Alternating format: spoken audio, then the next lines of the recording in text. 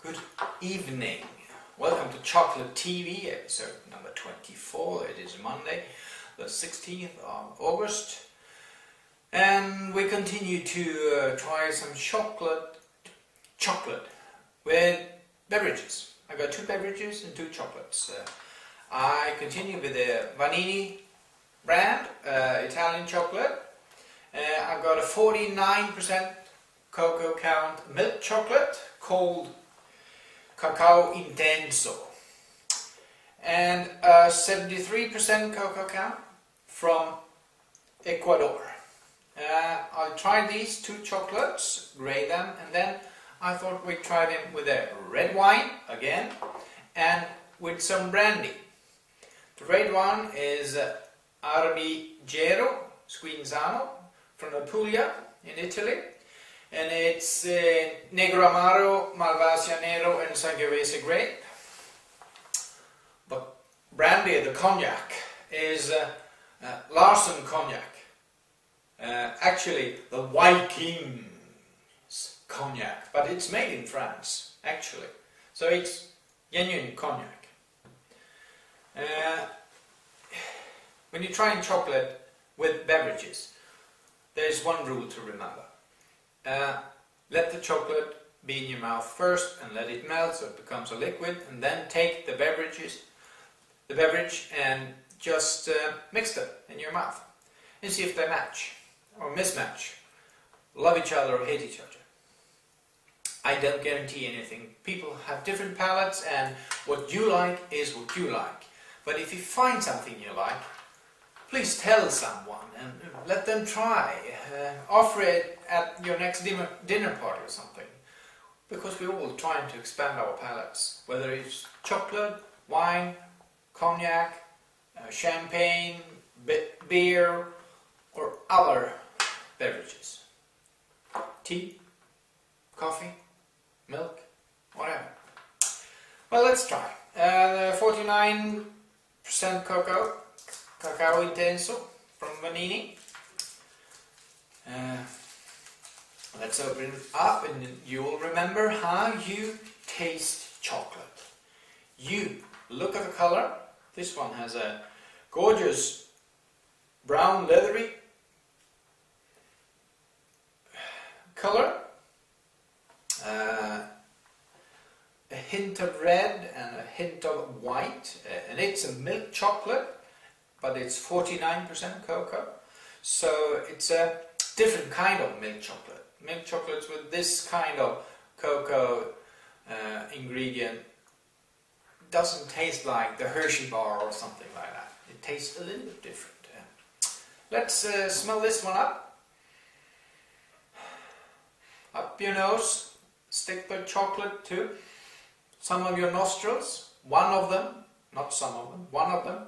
One is usually functioning much better, you know, because your brain can only have one nostril active at a time, otherwise it will be overloaded. We're not dogs, we're humans. So find out which nostril works best and stick to that one until you don't get anything. Then probably the brain has a switch circuit and it's the other nostril that's working. Usually on Mondays it's my left one, and it is my left one. We got some actually burnt milk, you know, when the milk boils over the stove. And some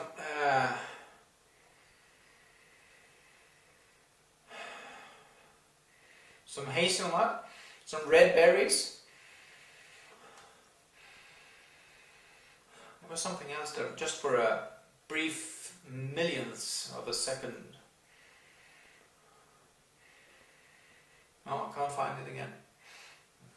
My nose is playing with me. Let's break off a piece. Milk chocolate is often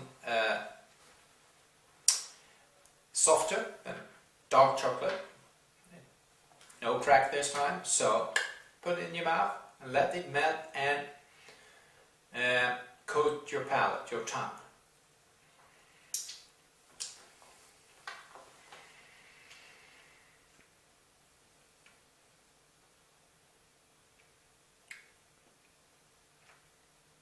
very creamy at first. A bit of sugar kicks in. Some burnt caramel, or almost like creme brulee, you know, when you scorch the surface.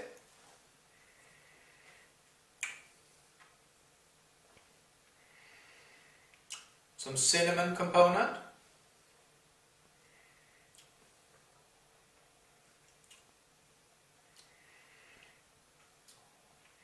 And very creamy at the end.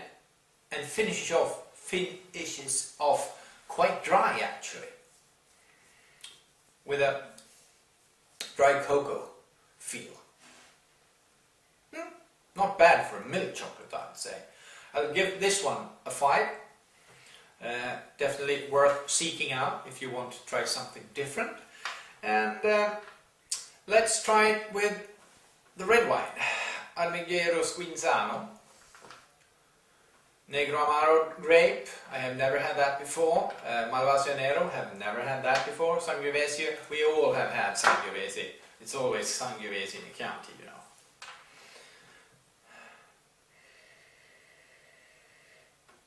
Hot nose. A little bit of funky action. Almost barnyard-like. Could be the sulfur in the wine. Easy to mix them up. Definitely old world style. Not that much fruit. Some cherry. Some dried hay. Yellow grass, you know. And some pepper. Black pepper.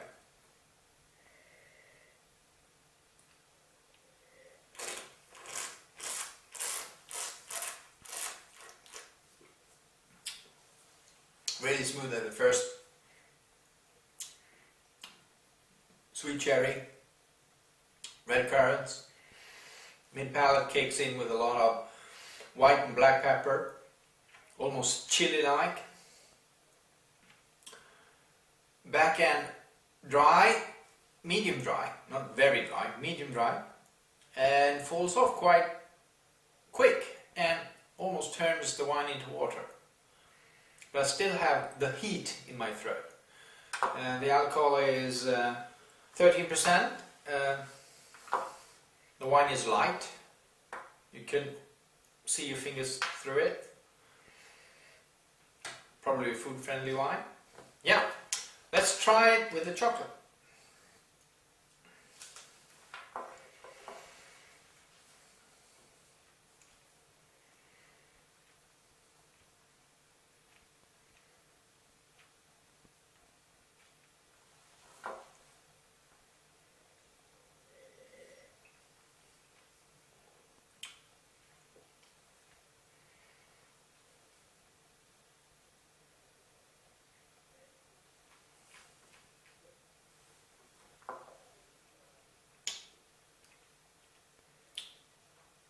No, they didn't like each other.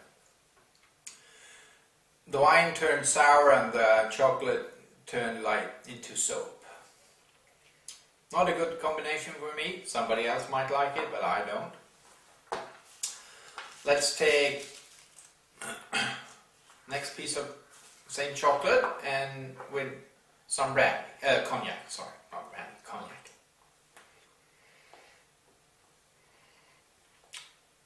I'm not a hard liquor man, and this is 40% alcohol, and it's really, for me, that's strong. I'm a beer and wine kind of guy.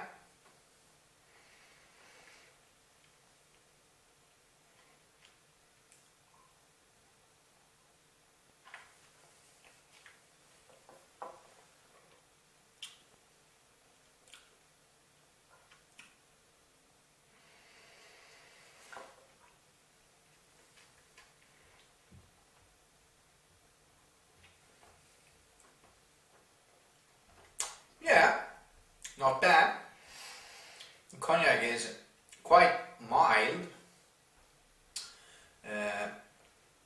lean, but very alcoholic hot. There's some nut component to the, and the nut component in the cognac, maybe it's the oak or something, really complements this mint chocolate. So that is not a bad combination for me. And I don't drink hard liquor, cognac, whiskey, vodka and things like that. Even though I'm Swede, I have to take a schnapps with a crayfish or somebody came home. Well, who cares? Let's go on. Let's go to the 73% cocoa can from Ecuador. Arriba Nacional cocoa beans. This is almost a red-black color, very intense color. I don't know if it gets through. I have to get an HD video. Please sponsor me so I can get a good video camera. If you don't want to sponsor me, that's okay. Let's smell this one.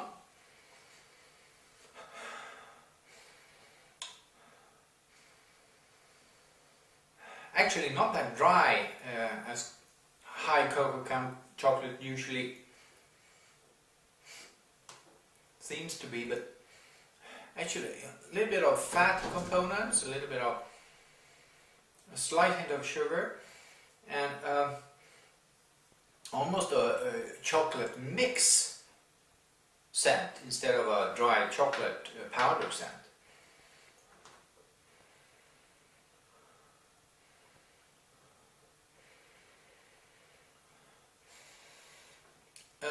Small flower component, like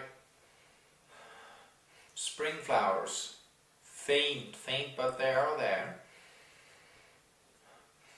No fruit, no berries. Well, we have to taste it.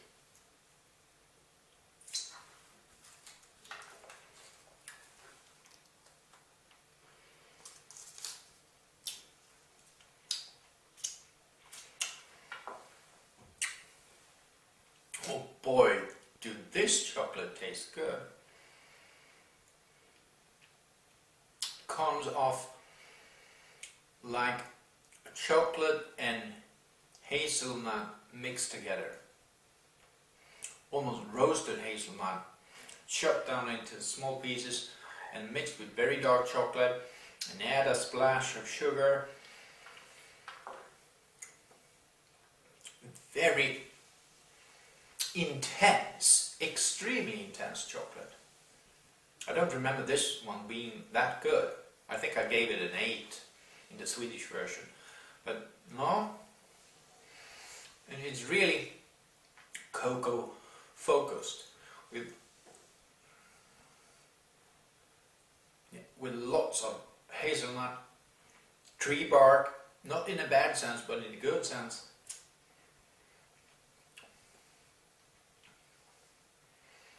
This dark chocolate at its best.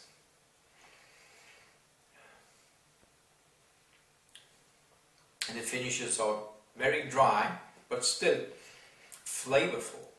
Lots of flavor in your mouth.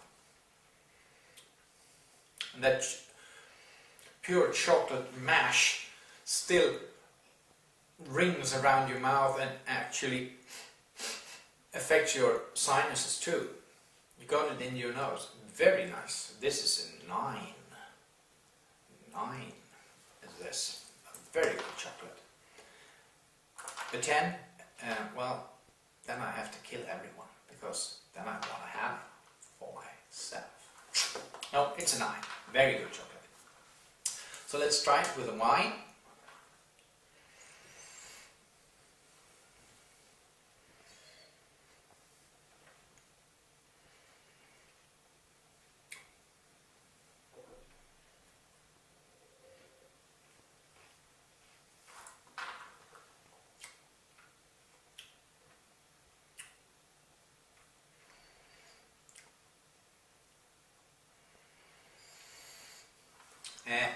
No.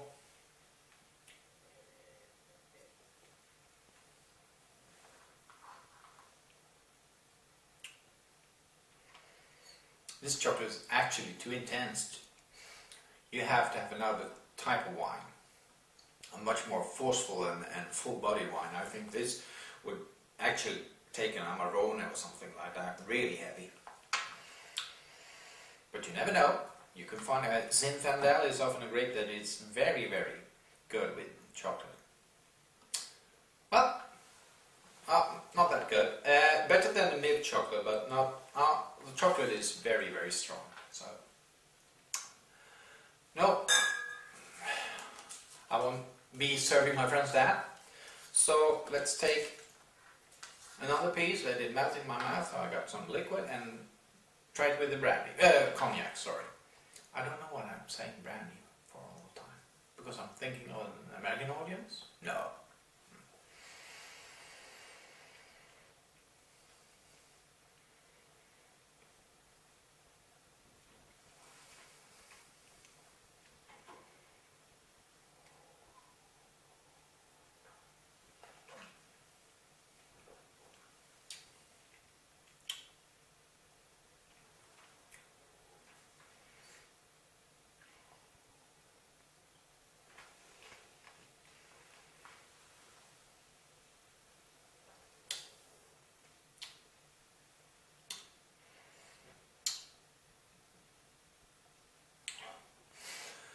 Well, they actually pair better than wine, but well, it's not a match made in heaven, this one either. Fairly good, but the chocolate is so intense it needs something else, even though this is alcoholic heat number 1 or something like that. But no, I'll give that one a pass too, and that's it for this Monday, and I hope to see you next Monday. We'll continue to explore the world of chocolate. Bye.